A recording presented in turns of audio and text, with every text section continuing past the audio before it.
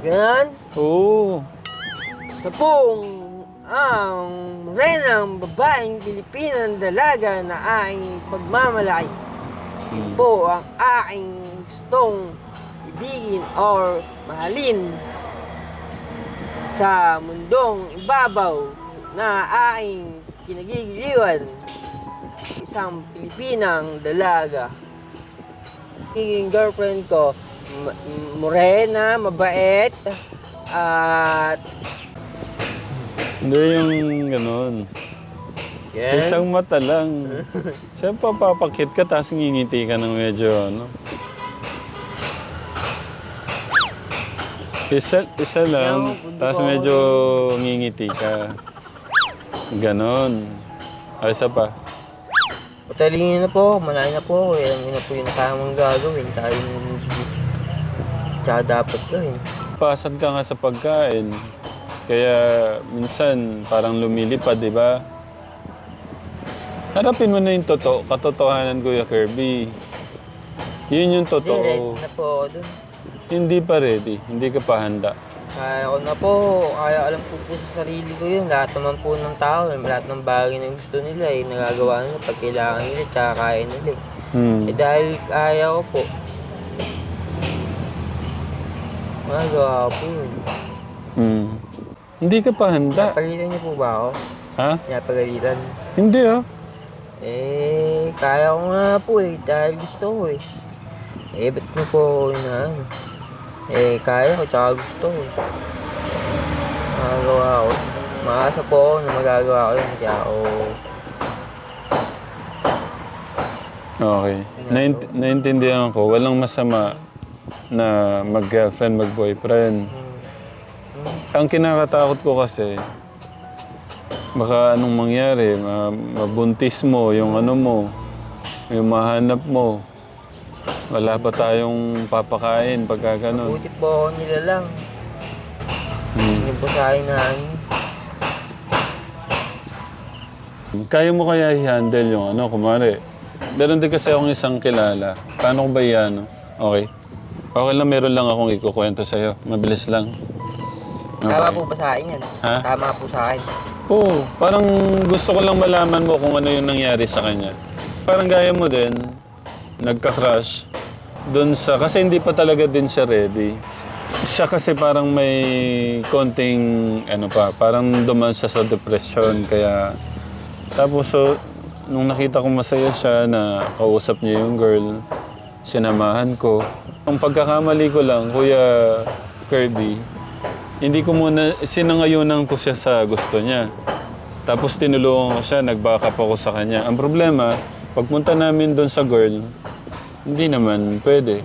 So na parang ang dating, busted, parang ganon.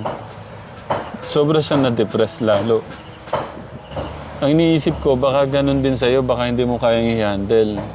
Girlfriend, ano po, relation. Pero ang ano ko po dun, Kumari nagka-crush ka. wala pa rin po akong ano. Kumari nagka-crush ka. Wala pa rin po akong maging ano, na Baka masyado ka magdamdam, baka na-busted ka o ano man. kailangan ko nga po makilala. Wala nga po akong makilala sobrang tatari ng mga tao sa mundo. Ano po ba, anunin ko pa ako nga po, kilala ko naman sa sarili ko. Wala pa rin ako makilala. Paano kung mas matanda yung mga 50? No? Wag yun. Mga 40? Wag din yun. Mga 30? Sige. Mga 30? Kasi below na ako half decades na ako ng pagiging 23 ka, di ba? 26? 26 po sa August. 26 kung 30, okay lang. Wow. Paano ko namang 20? No? 20? Okay lang din. Basta pataas na dun. Kung 18? Out of teenagers. Kung 15 o 18? 15 or 18. No, what? Hindi pwede. Masama yan. Okay. Kung 20, okay lang. Opo, pwede. Okay. Out of cottage. Bibigyan kitang cellphone pag ready na. Yung stable na yung ano mo. Natatakot ako sa iyo eh. Hindi. Kasi pagka nagka-cellphone ka, baka ayain ka sa Manila, punta ka sa Manila. Hindi, ayoko nga po yun. Paano kung, Pero masarap magmamanila po, ano? paano kung pikutin ka? Ako?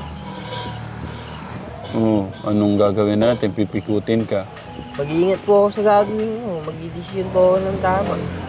Paano kung hiniga ka na? Hiniga na ako. Hiniga ka niya, ano pang magagawa? Hindi niya po ako girlfriend. Hindi niya po pala ako boyfriend pag ginagawa niya. Ito, gusto ko lang linawin sa'yo. Kumari merong isang nagaya sa'yo. Tapos sabi niya, pasok tayo sa malamig. Anong magiging desisyon mo?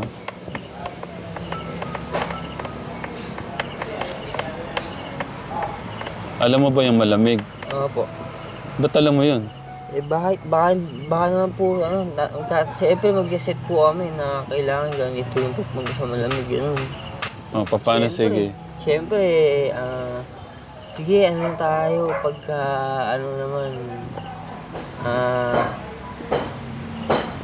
siyempre, sabihan niyo lang po, gano'n. Hindi, kumari, Kasi wala. kinukulit ka niya. Gusto ka niya talagang, Hindi po tama eh. Hindi po bagay.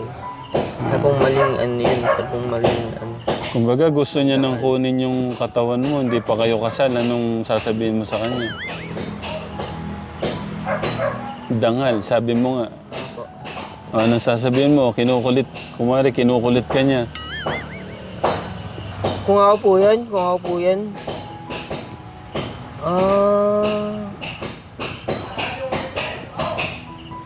Magpapakabuti po.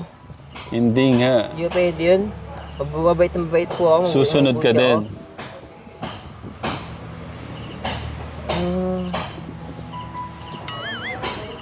Mabait naman po ako eh. Tsaka kung ako po talaga yun, sana magpapaalala po ako ng lubos. Okay. Natanong ko na ba kung nagka-girlfriend ka na dati? Sa work mo? Di ba 3 yata ang sinabi mo? Una, Dalawa. pangalawa, dalawa. Yun pa lang ba? Walang iba? Girlfriend ko lang po siya. Hindi ko po siya girlfriend sa work. May nangyari. What? Wala naman po. Awa ng Diyos. Girlfriend ko lang. Awa po ng Diyos yun. Hindi, yung gusto na wala pang... Wala po. Wala. Ba't ganun ang tingin mo? Mabuti naman po yung pagkasama namin. As a relationship po na... Nakuha niya yung gusto niya sa'yo. Opo. Ba't mo binigay? Hindi po. Wala. Wala po pangarap ko sa sarili ko. Mataas po ang pangarap ko sa sarili ko. Gusto mo lang may makausap, may girlfriend ka, ganun. Mataas po. Opo. So ngayon ang masasabi ko lang, Kuya Kirby, ayusin muna natin lahat. May girlfriend po. Nagpapakilala ko na po sa inyo. Hanggat na magkasama po tayo, hindi iniwanan niyo na, tapos iniwanan niyo, tapos hindi niyo pa ako ng girlfriend. Grabe naman kayo sa ano ninyo yun. Pagka iniiwan kita, nalulungkot ka ba? Opo. Kung may girlfriend na ako, siguraduhin ko na maging masaya po yung pagpapakilala ko po sa kanya. Okay. Sisigurado ko po yun na magpapakilala po ako sa inyo ng mabuting tao, tsaka maging masaya po yung... Iwan ko na muna ng 1 buwan. Dito muna ako mag-stay para hindi ka mangulila sa akin. Hindi. Ang inaano ko lang, kung totoo ba siyang girlfriend para magpaalala kayo kay Tekram. Kasi napaya po ako pagka ganun yung pagkilala niyo sa akin. Kasi tao lang din po ako eh. Kung mabuti po yung pagkakaalala sa akin. Mabuti at mabait. Tsaka hindi, kung mabuti po yung pagkakakilala ko po sa kanya. Ay, sigaw mo, mga katekram, naghahanap na po ako ng... Tulungan niyo po akong makahanap ng mabait na girlfriend. Mga katekram! Hindi ganun, maayos.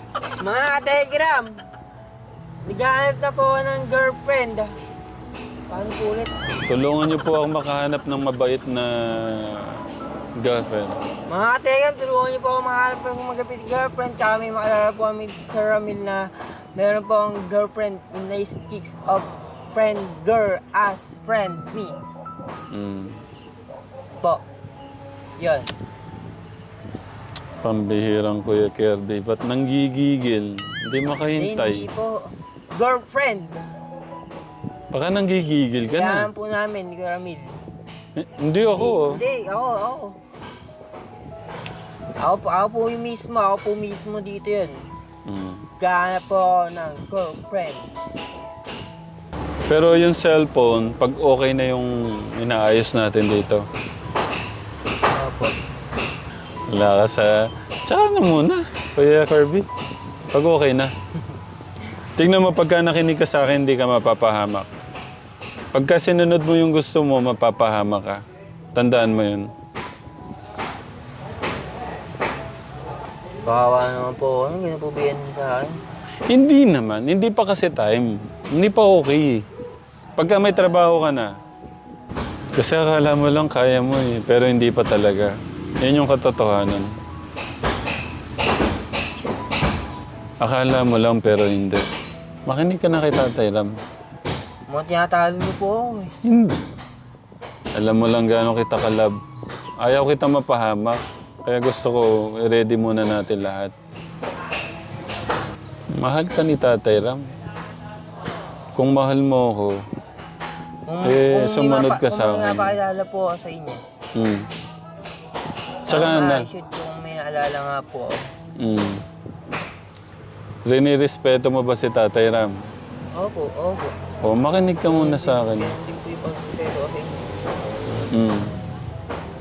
Ayaw kita mapahama, kaya nandito ako para mangaral sa'yo. Opo. Wala na kaming harapan.